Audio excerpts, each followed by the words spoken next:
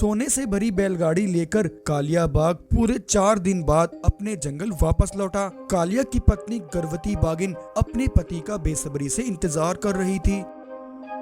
कहाँ चले गए थे तुम? तुम्हें मेरी जरा भी फिक्र नहीं। मेरी इस हालत में मुझे तुम्हारी सबसे ज्यादा जरूरत है और तुम आज 4 दिन बाद घर लौटे हो।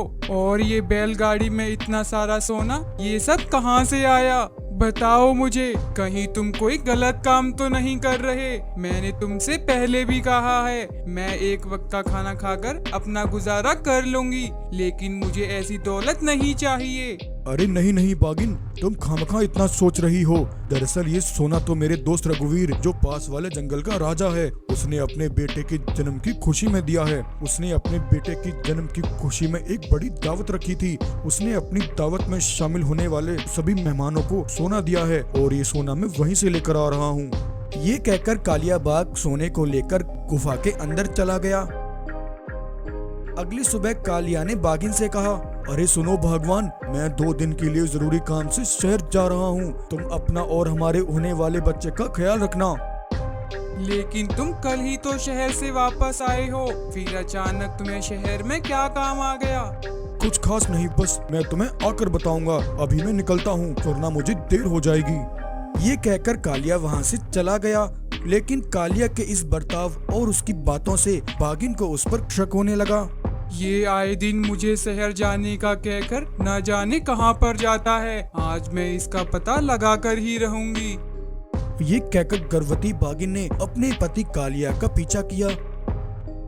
कालिया का पीछा करते करते वो बहुत दूर चली आई। तभी बागिन ने एक पत्थर के पीछे खड़े होकर देखा, नीचे एक घाटी में कालिया बाग एक अजीब से दिखने वाले जानवर के साथ कुछ बातें कर रहा था।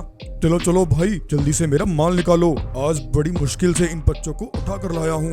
और हाँ, एक जरूरी बात, आजकल मेरी पत्नी मुझ पर कुछ ज्यादा ही शक कर रही है, इसलिए आज के बाद हम इस घाटी की बजाय जंगल की नदी पर मिलेंगे।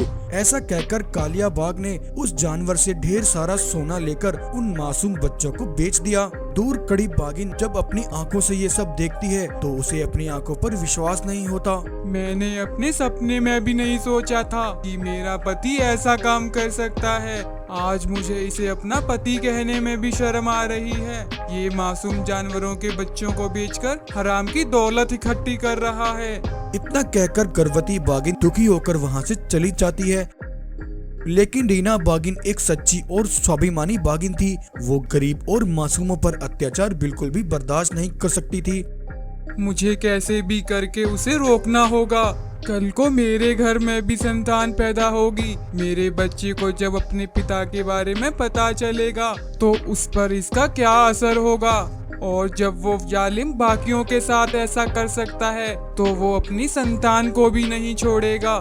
तब ऐसा सोचकर बाघिन ने अपनी दूर की एक सहेली लोमड़ी को अपने पास बुलवाया। लोमड़ी बहन, मुझे तुम्हारी मदद की जरूरत है। तुम्हें मेरे लिए एक बहुत जरूरी काम करना है। हाँ हाँ बताओ बहन, मैं तुम्हारे लिए क्या कर सकती हूँ? बागिन अपनी सहेली लोमड़ी पर सबसे ज्यादा भरोसा करती थी। उसने उसे सारी बात बताई। चिंता मत करो बहन, अब बस तुम देखती जाओ, हम मिलकर कैसे उस कालिया को सबक सिखाते हैं। उधर जंगल में एक रात एक मादा भालू ने अपने बच्चे को जन्म दिया। जब इस बात की भनक कालिया को लगी, कालिया आधी रात उस मादा भालू के घर में गया और उसके बच्चे को उठाकर वहां से ले गया। लेकिन उस रात कालिया को ऐसा करते हुए बाघिन और उसकी सहेली लोमड़ी ने ये सब एक कैमरे में रिकॉर्ड कर लिया और उन्होंने वो वीडियो रिकॉर्डिंग ले जाकर जंगल के राजा रघु शेर को दिखाई। कालिया के ये कारनामे देखकर रघु को उस पर बहुत गुस्सा आया। मेरे जंगल में ऐसा घिनौना काम करने की उसकी हिम्मत कैसे हुई? उसे तो सबक सिखाना होगा। और अगले 2 दिन बाद रीना बागिन को प्रसव पीड़ा शुरू हुई और बागिन ने एक नन्हे बच्चे को जन्म दिया। लेकिन तभी 2 बाघ मानव तेजी से दौड़ते हुए बागिन के पास आए और उसके नवजात बच्चे को उठाकर वहां से भाग गए। प्रसव पीड़ा में परेशान बेचारी गर्भवती बागिन अपने बच्चे को उन्हें ले जाने से रोक न सकी। उधर जब कालिया बाग सौदा करके सोना लेकर अपने घर वापस लौटा, तब उसने अपने घर में जानवरों की भीड़ इकट्ठा देखी। अरे अरे, ये तुम सब मेरे घर पर क्या कर रहे हो? क्या हुआ है? तब जानवरों ने कालिया को सब बताया। कालिया अपने बेटे की लापता होने की खबर सुनकर पागल हो गया। ये तुम सब क्या कह रहे हो? ऐसा नहीं हो सकता। रीना कहाँ है? रीना, ये सब क्या कह रहे हैं? तुम ऐसा कैसे कर सकती हो? तुम्हारे होते हुए हमारे बच्चे को कौन उठा कर ले गया? तुमने उन्हें रोका क्यों नहीं? कालिया, ये बेचारी उन हमलावरों को कैसे रोकती? ये तो प्रसव पीड़ा के कारण कुछ भी नहीं कर पाई। हे भगवान, अब मैं क्या करूं? मेरा बच्चा कहाँ होगा? किस हाल में होगा? वो हमलावर कौन थे? ये सोचकर कालिया अब बहुत ज्यादा परेशान हो गया। तभी इतने में रघु वहाँ आया। कालिया, ये सब तुम्हारे ही कर्मों का नतीजा है। तुमने भी तो लालच में आकर चंद पैसों और दौलत के लिए इन गरीब और मासूम जानवरों के बच्चों को बेच दिया। हाँ भाइयों, तुम सभी के छोटे बच्चों और जंगल में आज तक जितने भी बच्चे गायब हुए हैं, उन सबको गायब करने वाला कालिया ही है। आज जब इसका अपना बेटा गायब हुआ तो ये हमारे सामने आंसू बहाकर दिखा रहा है। ये तो होना ही था। जो जैसा करता है वो वैसा ही भरता है। अब ये सब सुनकर कालिया को अपने किए पर बहुत पछतावा होने लगा। रघु महाराज और आप सब लोग, मुझे माफ कर दो। मैंने बहुत गलत किया।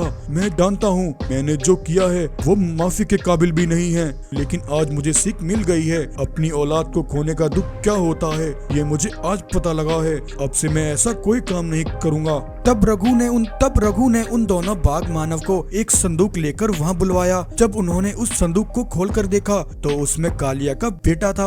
कालिया अपने बेटे को जिंदा देखकर बहुत खुश हुआ। कालिया, ये दोनों बाघ मानव मेरे ही सिपाही हैं और मेरे ही कहने पर इन्होंने तुम्हारे बेटे को अगवा किया। ये सब हमने तुम्हारी आंखें खोलने के लिए ही किया था और इस काम को करने में तुम्हारी पत्नी रीना बागी ने भी हमारा साथ दिया। अब तुम मुझे ये बताओ कि तुमने जंगल के जितने भी बच्चों को उस सौदागर को बेचा है वो हमें कहाँ मिलेगा? तब कालिया रघु को लेकर उस सौदागर के पास गया, जहां उस सौदागर ने सारे जानवरों के मासूम बच्चों को एक जगह कैद किया हुआ था। रघु ने वहां जाकर उस बच्चों के स्मगलर पर हमला करके उसे वहीं मौत की नींद सुला दिया और सभी बच्चों को आजाद कराकर रघु ने उनके माता पिता को लौटा दिया। और उधर अब कालिया बाघ को अपनी गलतियों का सबक मिल चुका था और अब कालिया अपनी पत्नी और बेटे के साथ हंसी खुशी जंगल में रहने लगा। तो ये कहानी आपको कैसी लगी? अगर कहानी पसंद आई हो तो वीडियो को लाइक करें और ऐसी ही मजेदार कहानियां देखने के लिए चैनल को सब्सक्राइब करें।